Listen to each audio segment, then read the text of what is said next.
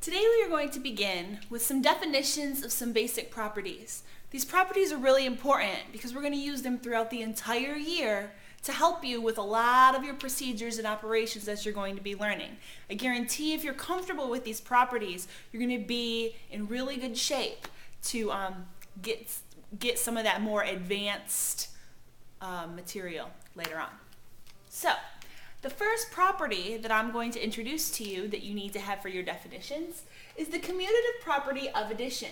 The commutative property of addition states that the order in which two or more numbers are added can change and the sum will remain the same. Here are a few examples. If you have 20 plus 8 is equal to 8 plus 20, I know that that is true because 20 plus 8 is equal to 28, and 8 plus 20 is equal to 28. Notice that 20 and 8 are being added together, but they changed positions. This is okay because I'm adding the same two values. 20 plus 8, 8 plus 20, the only thing that changed was their order. The value remained the same on either side. So 20 plus 8 is the same value as 8 plus 20. This is called the commutative property. Another example is it says two or more numbers. So if I had 1 plus 2 plus 3 and I change the order to 3 plus 1 plus 2, well, I get the same sum because all I've done is taken the same numbers and changed their order. So 1 plus 2 plus 3, well, I can think of this as 1 plus 2 is 3, plus 3 is 6. 3 plus 1 is 4, plus 2 is 6. So you see, all I've done is change the order of the numbers, and the sum has remained the same. Algebraically, we can represent the commutative property with a plus b equals b plus a. Now, the commutative property of addition was talking about addition, but now I have the commutative property of multiplication. That property says the order in which two or more numbers are multiplied can change, and the product will remain the same. So here, I have 2 times 3, and over on the other side, I can say that it's equal because of the commutative property. I've changed the order of 2 and 3 to be 3 times 2, and we know that 2 times 3 is 6, and we know that 3 times 2 is 6. So all that has changed is the order of the two numbers being multiplied. The same is true for 4 times 2 times 1. I change the order to 2 times 1 times 4. Well, 4 times 2 is 8, times 1 is 8. And 2 times 1 is 2, times 4 is 8. So I've changed the order of the numbers being multiplied, but my product remains the same. Algebraically, this is represented as a times b equals b times a. I could also say a times b times c equals b times c times a, but any order I put them in over here, it doesn't matter because the product will be equal. I want you to recognize, too, the different ways that I represent multiplication. I can put a number in its own parentheses to hold its value. I can put those dots between the numbers. I'm still working with multiplication with variables. I can put them right beside each other. Lots of ways to represent multiplication.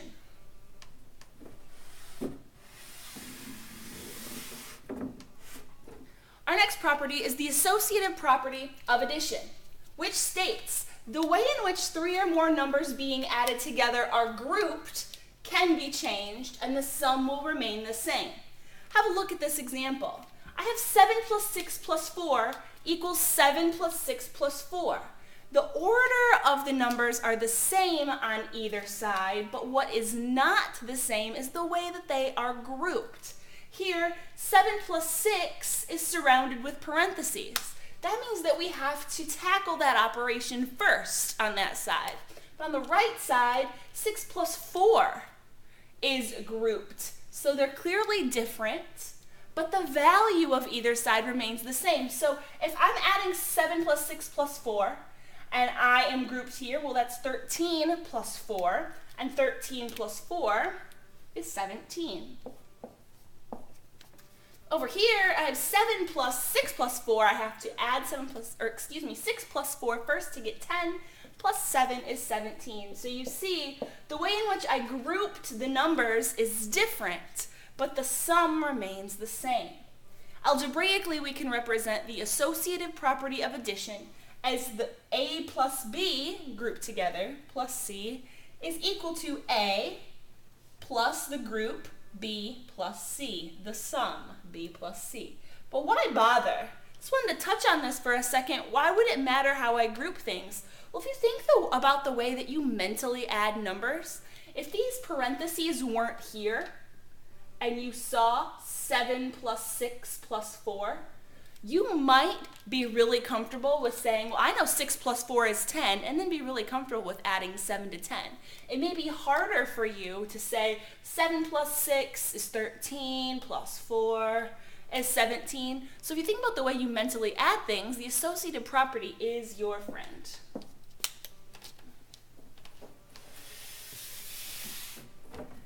So because I had an associative property of addition, I also have an associative property of multiplication. They state nearly identical properties, which says the way in which 3 or more numbers being multiplied together are grouped can be changed, and the product will remain the same. Just smashed my elbow. So here's the example. I'm multiplying 3 times 4 times 5. On the left side, they are grouped 3 times 4 first. So I'd have to find the product of 3 times 4 to get 12 and then multiply it by 5. On the right side, I've grouped them a little bit differently, but they are still 3 times 4 times 5. On the right, I group 4 times 5 first. 4 times 5 is 20, and then I multiply by 3. In both cases, while the grouping has changed, the product is still going to be 60. 20 times 3, 60. All I've done is changed what I decide to multiply together first. I didn't change the order, I just changed which I decided to do first. So that's about it. And algebraically, you can represent it like this, grouping A and B together first, then you multiply by C, and it's equal to A times the product of B times C.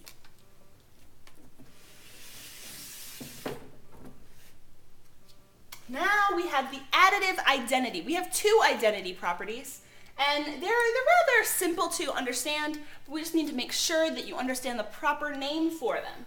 The sum of any number and 0 will result in that number.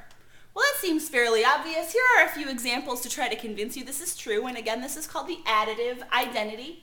If I add 0 to 1, the sum is 1. If I add 40 to 0, the sum is 40. Considering that 0 is technically the value of nothing, if I add nothing to x, well, I still have x. If I add nothing to negative 1/3, well, I still have negative 1/3, and so on. 75 hundredths plus 0 is 75 hundredths. So there you go. Now the multiplicative identity is the product of any number and 1 will result in that number. Anytime you multiply a number by 1, that number remains itself. So if I multiply 3 times 1, I have 3. If I multiply 1 by negative 47, my product is negative 47. 1 times x is just x.